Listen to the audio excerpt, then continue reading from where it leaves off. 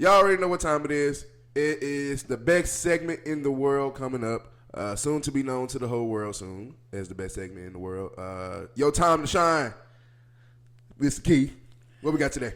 All right, so today's Way Back Wonder is actually inspired by this clown right here.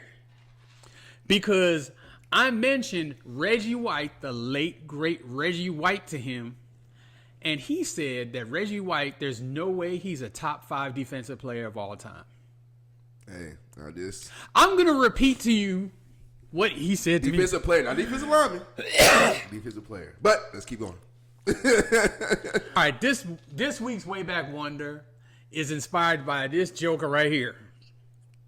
Who, when I mentioned Reggie White to him, said that Reggie White is not an all-time top 5 defensive player. And smirked as if the mere mention of him as a top 5 defensive player was insulting.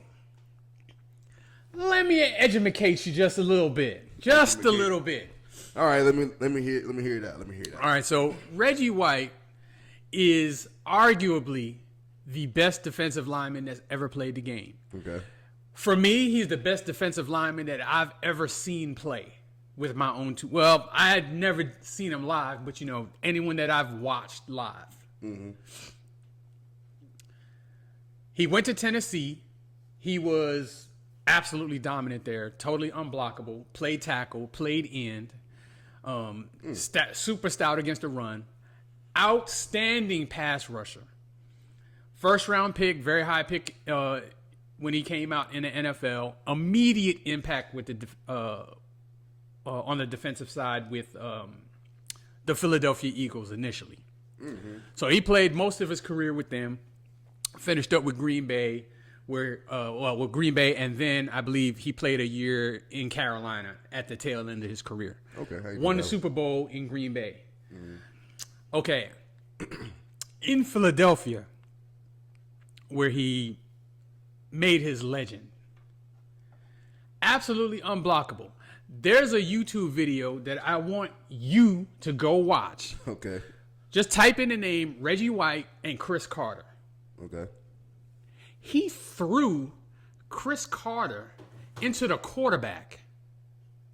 I'm going to repeat that. He threw a whole grown man at another grown man that was trying to block him. Now, first of all, Minnesota Vikings, I don't know what you were thinking. Trying to have Chris Carter block Reggie White. Insanity. Trying to have any small guy blocker. That's like having his 6-year-old daughter try to physically, stop him from going somewhere. It's not gonna happen. He literally picked that man up and threw him at the feet of the quarterback. Threw him in the air. The sickest play I've ever seen in my life. On top of that, there was, the year escapes me, but there was a year when there was a strike and there was only 12 games played, some kind of work stoppage. There was only 12 NFL games played that season when they normally would play 16. Mm-hmm. In that 12 games, he had 21 sacks. Damn. That's in the NFL, people. That's the NFL. That's what every offensive coordinator, knowing that he's the best pass rusher in the league. And you got to double team. And you got to double, triple, whatever. He was so strong that he would throw these offensive linemen just off of him like they were little kids. And he had every move that you could have. He had the swim move. He could bull rush. His bull rush, I don't think has been matched. I have never seen anybody since him bull rush like that. And you have no hope of stopping him. None. The only hope you have is that you got a quarterback mobile enough to sidestep and bold enough to keep his eyes downfield to still try to make a play. Because you're not keeping Reggie White out of the backfield. Not for long. So after he left Philly, he went to Green Bay and won a Super Bowl there. In that Super Bowl, dominated. Mm-hmm. He was the best player on the field. He did not win MVP. I think he should have. Who won MVP? I believe that was, I think it was Desmond Howard. He had a kick return touchdown and a couple of big plays. Shout out Desmond Howard. Desmond Howard, okay. Yeah. But on the defensive side, he dominated them. They didn't have a hope or a prayer of stopping him, and he absolutely, that year, I think they had Drew Bledsoe, a quarterback. The New England Patriots, that's the team that the Packers played that year. Okay. So they had a pretty good offense. Yeah, they had a pretty, obviously they're in the Super Bowl, so they're a pretty good team. Yeah. But, they had a really good offense, and Bledsoe was, a really good quarterback. And he basically rendered them useless. I don't see how he wasn't the MVP that day. He should have been. He absolutely should have been. Super great player. One of the most respected men in the NFL as well. Mm-hmm. Shannon Sharp has talked about how much respect he had for him to the point where Shannon Sharp refused to talk trash to him. And Shannon Sharp talked trash to everybody. And on top of that, because of Reggie White's faith, he's a stout Christian, and, he was actually a minister. Really? Yes, he was. Shannon Sharp refused to cuss in front of him. Wow, I didn't know that. He absolutely he said it. He refused to cuss in front of him out of respect for him. So there have been a lot of great defensive ends, defensive tackles that come to mind for me. Deacon Jones, Mean Joe Green, J.J. Watt, Aaron Donald. And I know some of these are, some players that you've seen. Mm-hmm. Reggie White's better than all of them. Wow. I think he's the best defensive lineman that's ever played. And if it wasn't for a man that played for the New York Giants named Lawrence Taylor, I would consider him the best defensive player ever.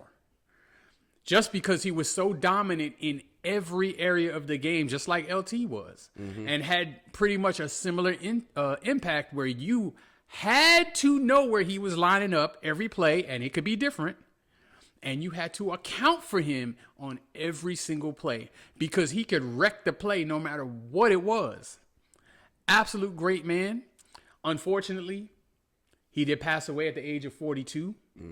It escapes me exactly what the cause of his death was. Obviously, 42 is an extremely young man. Yes. I mean, I'm 53 sitting here today, and I didn't play in the NFL. I was never in that kind of shape. So I don't know. I don't remember exactly, what happened with him. But R.I.P. to Reggie White. R.I.P. And absolute, inarguable, top 5 best defensive player ever. And in my opinion, the best defensive lineman ever. Ever. There's your lesson. All right. I love that one. Good. Always good on way back wonders. As I always do, got some questions on it. Now I know you said he's arguably one of the best, if not the best, defensive player, and especially defensive lineman. We talked about LT Lawrence Taylor. Dude, I feel like when it comes to it, like certain names that pop up in the scouting report, like you automatically put your schemes against that person. Like the most modern day guy I can say right now, even though he's not playing, is Aaron Donald. Where when you play against Aaron Donald, you damn near put 3 people to block this man. Yeah, you gotta have a plan. And so I look at it too as far as with LT. Like when LT steps on the field, you have to have blocking plans. Quick note about LT, and one of the reasons why I believe, and most people believe, he is the greatest defensive player ever. But just a quick note, because, of course, I grew up a Redskins fan, and unfortunately, our team had to see his team twice a year, and he absolutely killed us. I'm sure we all know about what happened with Joe Theismann. Oh, my God.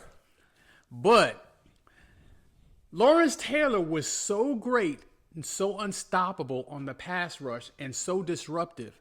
There was a new position that was invented by the Redskins coaching staff to try to block LT. What position? H-back. I'm sure you've heard the word. Yeah. Basically, it's a tight end who lines up in the backfield. They do that occasionally nowadays. Yeah, it depends on what the It's player is. mostly a move to, I guess, give the tight end some space. Yeah. More than it is a blocking thing. I think nowadays that certain most of your fullbacks are athletic enough to be the H back, so they put them there. But yeah, But this, in a single back set, yeah, they would actually have a tight end back there to help the offensive tackle and the offensive guard block Lawrence Taylor. When you're so great that they invent a position to try to stop you, and it still doesn't work. I don't know what else there is to say. Shout out LT. Just yeah, man. Shout out. hey, man. I hated to see him just because he destroyed my team every time. He ended my quarterback's career, and in one of the most frightening scenes that you'll ever see. But much respect. Only player I can say that is definitively better than Reggie White. Would you say? Okay, so last question for it. If you were able to look up and say you have both Lawrence Taylor and Reggie White on your defensive scheme, and how many 16 game? What do we play? 17 game now. 17 game season. What's your record looking like? Well, I mean, of course, it just kind of depends on the rest of your team because football is it's the ultimate team game. It is. On defense, but just knowing just on those two. defense, you're going to be awesome because you got two players that you can't block, and that will destroy you. So on defense, you're going to be awesome almost no matter who else you got. Exactly. But of course, you still have to have a decent offense because even the Giants, as great as they were, they're off.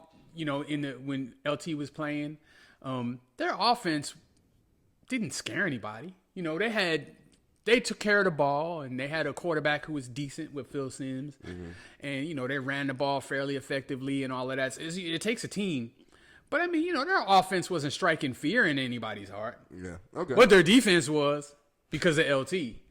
And if you got LT and Reggie White on the same team, that's unfair.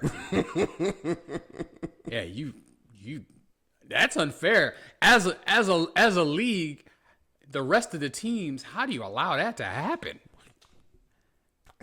Dude. that should be somebody, Every GM should be fired for letting that happen. Every other GM. Somebody out there that plays Madden needs to put LT and Reggie White on the same team and have just simulate that. Do it for us, and then we'll mention you. All right, that was awesome. Thank you again, Mr. Key, for the awesome stories of Way Back Wonder.